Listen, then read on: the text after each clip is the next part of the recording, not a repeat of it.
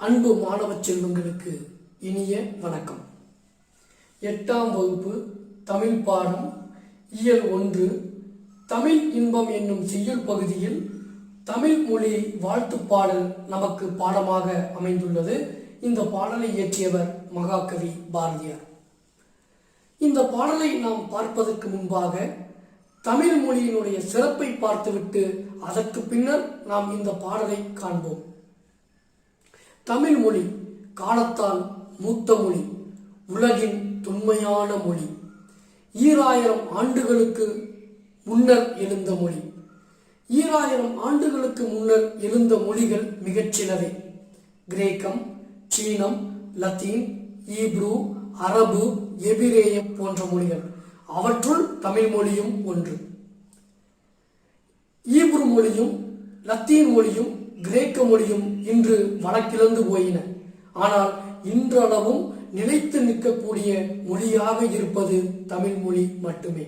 இதனைத்தான் தண்டி அலங்காரம் என்னும் இலக்கண நூல் அழகாக எடுத்துரைக்கிறது. ஓங்கல் இடை வந்து உயர்ந்தோர் தொலைவிளங்கி ஏங்கொழி நீர் ஞானத்து இருளகற்றும் மின்னேர் தனியாளி வெங்கதிரோன் ஏனையது தன்னேர் இல்லாத தமிழ் என்று. மலையிலேயே பிறந்து மாந்தர் தொலை உயர்ந்து இந்த உலகத்தில் இருக்கக்கூடிய அறியாமையை அகற்றுகின்ற சக்தி 2க்கு மட்டுமே உண்டு. ஒன்று செங்கதிரோன், மற்றொன்று செந்தமிழ் என்று அந்த பாடல் உணர்த்துகின்றது. ஆக இயற்கையாகவே தோன்றிய ஒரு மொழி எதுவெனில் அது தமிழ் மொழி மட்டுமே. இதைத்தான் புறப்பொருள் வெண்பாமாலை என்னும் இலக்கண நூலும் அழகாக எடுத்துரைக்கின்றது. பொய்யகல நாளும் புகழ் விளைத்தல் என் வியப்பாம் வையகம் போர்த்த வயங்கொழி நீர் கையகல கல் தோன்றி மண் தோன்றா காலத்தே முன் தோன்றிய மூத்த குடி தமிழ் குடி. கல்லும் மண்ணும் தோன்றுவதற்கு முன்னாலேயே தோன்றிய ஒரு குடி தமிழ் குடி என்று அந்த இலக்கண நூல் நமக்கு அழகாக பறைசாற்றுகின்றது.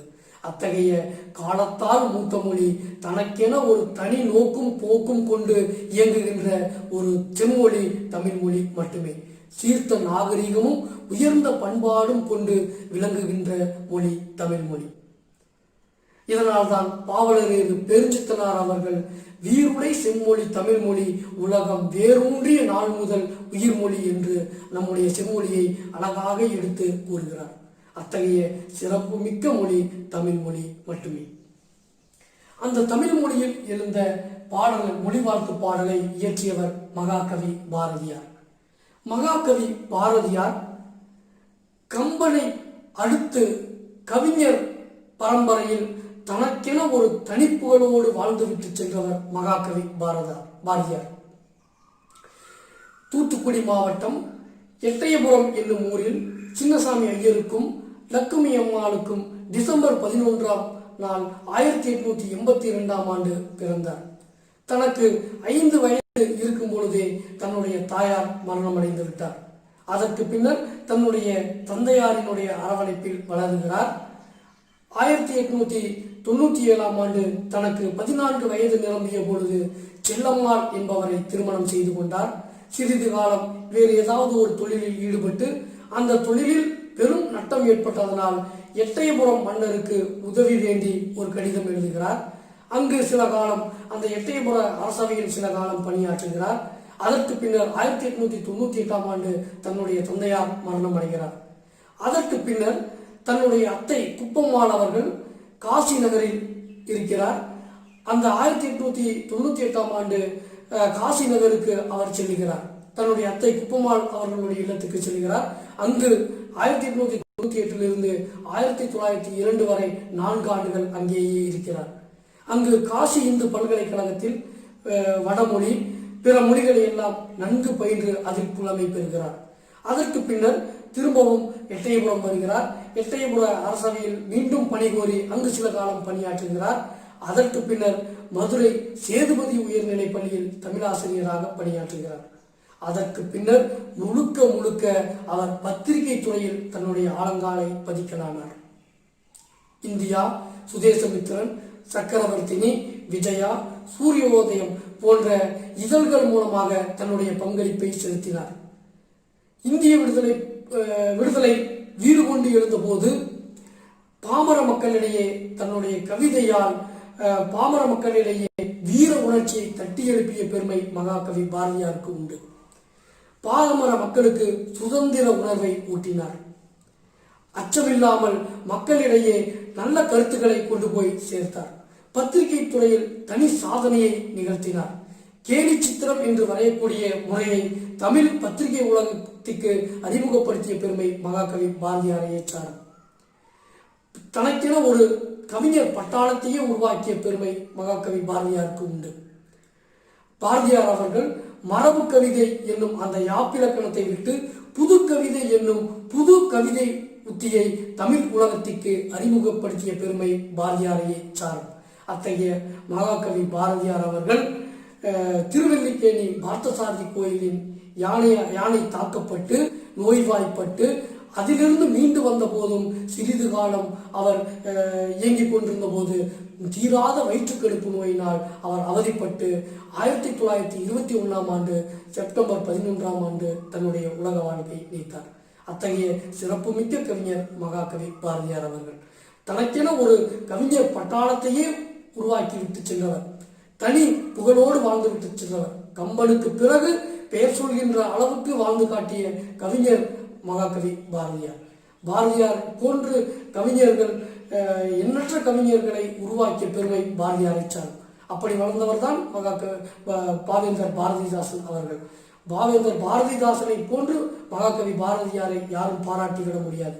பைந்தமிழ் தேர்ப்பாகன், அவன் ஒரு செந்தமிழ் தேனி, சிந்துக்கு தந்தை, குவிக்கும் கவிதை குயில், இந்நாட்டினை கவிழ்க்கும் பகையை கவிழ்க்கும் கவி முரசு, நீடுதுயில் நீக்க பாடி வந்த நிலா, காடு கமலும் கற்பூர சொற்கோ, கற்பனை ஊற்றாம் கதையின் புதையல், திறம்பாட வந்த மறவன், புதிய அறம்பாட வந்த அறிஞன், நாட்டில் படரும் சாதிப்படைக்கு மருந்து, மண்டும் மதங்கள் அண்டா நெருப்பவன், அயலார் எதிர்ப்புக்கு அணையா விளக்கவன், என்னென்று சொல்வேன் தமிழால் பாரதி தகுதி பெற்றதும் தமிழ் பாரதியால் தகுதி பெற்றதும் என்று அந்த மகாகவி பாரதியாரை பாவேந்தர் பாரதிதாசனார் புகழ்ந்து உரைக்கின்றார். அத்தகைய பெருமைக்குரியவர் மகாகவி பாரதியார் அவர்கள்.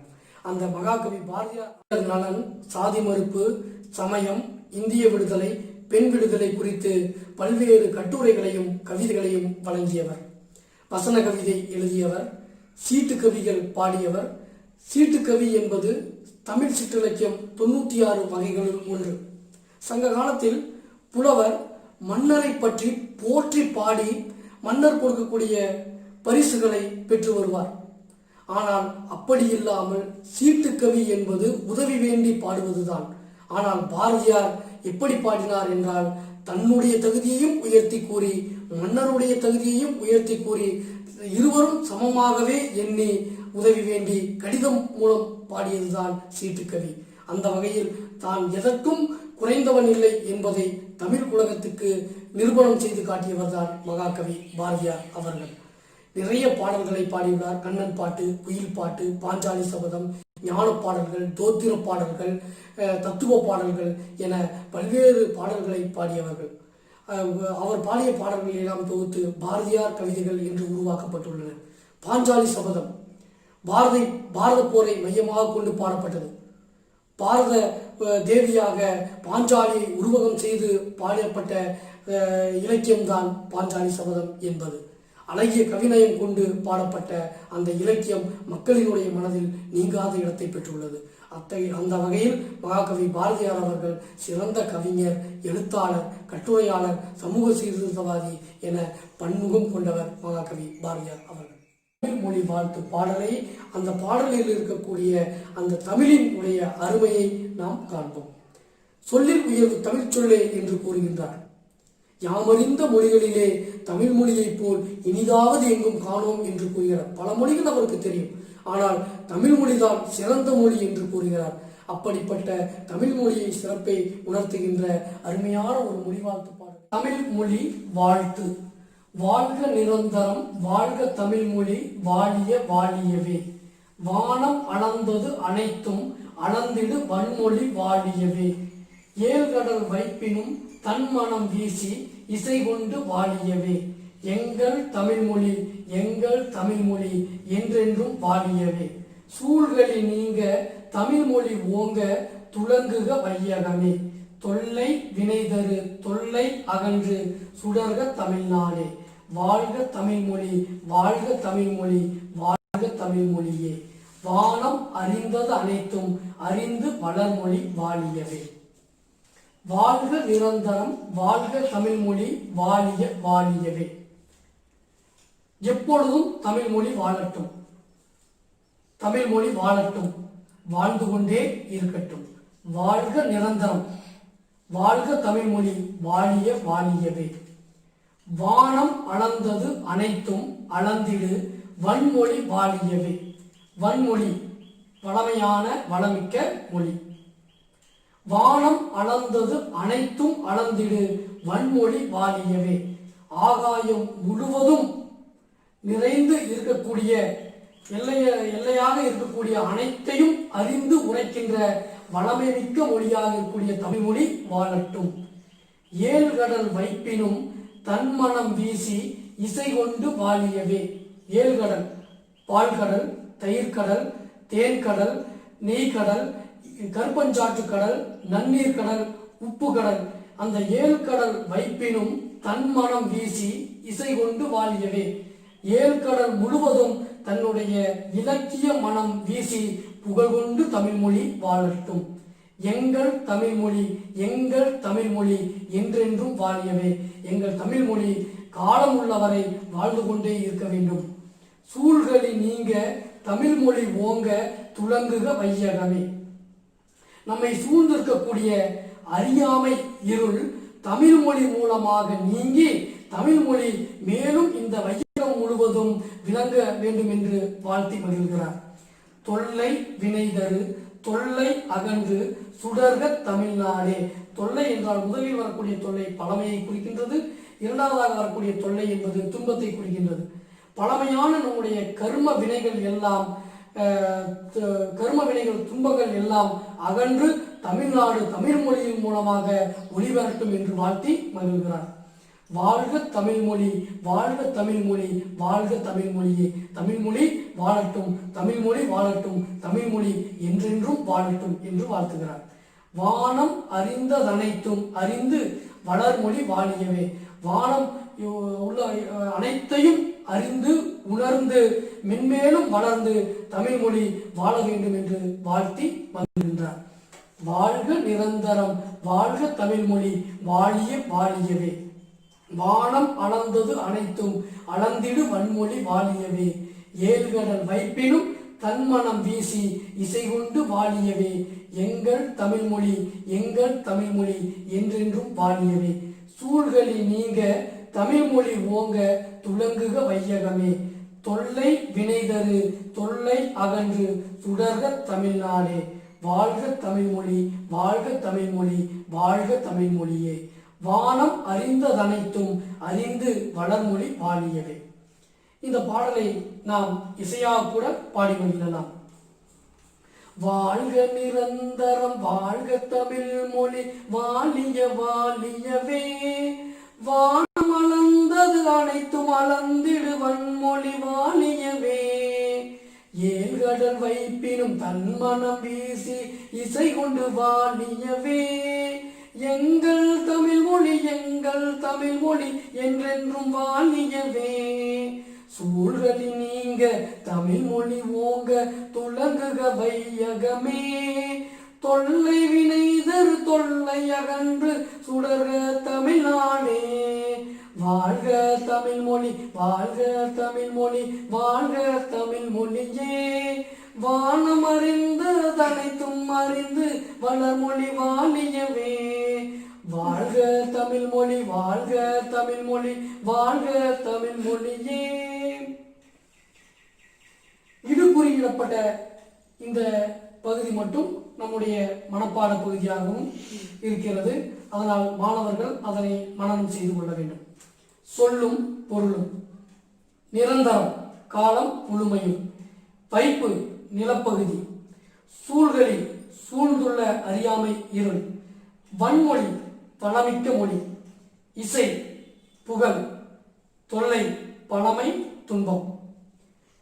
இதில் நம் இலக்கணத்தில் மோனை, எதுகை என்ற ஒரு இரண்டை மட்டும் நாம் தெரிந்து கொள்ள இருக்கிறோம். மோனை என்பது அடிதோறும் முதல் எழுத்து ஒன்றி வர தொடுப்பது மோனை. வாழ்க, வாழிய, வா வா. வானம், வன்மொழி, வா வா. அடிதோறும் முதல் எழுத்து ஒன்றி வர தொடுப்பது மோனை. அடிதோறும் இரண்டாம் எழுத்து ஒன்றி வர தொடுப்பது எதுகை. வாழ்க, வாழ்க, இல் இல். இரண்டாம் எழுத்து ஒன்றி வர தொடுப்பது எதுகை. இப்படி மகாகவி பாரதியார் தமிழ் மொழியை இந்த பாடல் மூலமாக தமிழ் மொழியை வாழ்த்தி பாடி மகிழ்ந்துள்ளார். தமிழ் மொழி வாழ்த்து பாடல். இனி மதிப்பீடு பகுதியை காண்போம். சரியான விடையை தேர்ந்தெடுத்து எழுதுக. 1. மக்கள் வாழும் நிலப்பகுதியை குறிக்கும் சொல். ஆ வைப்பு, ஆ கடல், இ பறவை, ஈ ஆழி. சரியான விடை ஆ வைப்பு. 2. என்றென்றும் என்னும் சொல்லை பிரித்து எழுத கிடைப்பது. ஆ என் கூட்டல் ரென்றும், ஆ என்று கூட்டல் என்றும், ஈ என்றும் கூட்டல் என்றும், ஈ என் கூட்டல் என்றும். சரியான விடை ஆ என்று கூட்டல் என்றும். 3. வானம் அளந்தது என்னும் சொல்லை பிரித்து எழுத கிடைப்பது. ஆ வான கூட்டல் மலர்ந்தது, ஆ வான் கூட்டல் அளந்தது, ஈ வானம் கூட்டல் அளந்தது, ஈ வான் கூட்டல் மலர்ந்தது.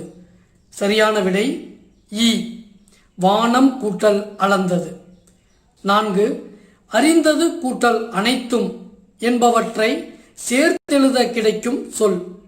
ஆ அறிந்தது அனைத்தும், ஆ அறிந்த அனைத்தும், ஈ அறிந்தது அனைத்தும், ஈ அறிந்துணைத்தும்.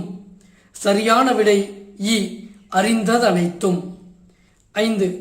வானம் கூட்டல் அறிந்த என்பவற்றை சேர்த்தெழுத கிடைக்கும் சொல். ஆ வானம் அறிந்து, ஆ வான் அறிந்த, இ வானம் அறிந்த, ஈ வானம் அறிந்த. சரியான விடை இ வானம் அறிந்த. தமிழ் மொழி வாழ்த்து பாடலில் இடம்பெற்றுள்ள மோனை சொற்களை எடுத்தெழுதுக. மோனை என்பது அடிதோறும் முதல் எழுத்து ஒன்றி வர தொடுப்பது. வாழ்க, வாழிய, முதல் எழுத்து வா வா. எங்கள், என்றென்றும், ஏ ஏ முதல் எழுத்து. வானம், வளர்மொழி, வா வா முதல் எழுத்து. குருவினா. தமிழ் எங்கு புகழ் கொண்டு வாழ்கிறது?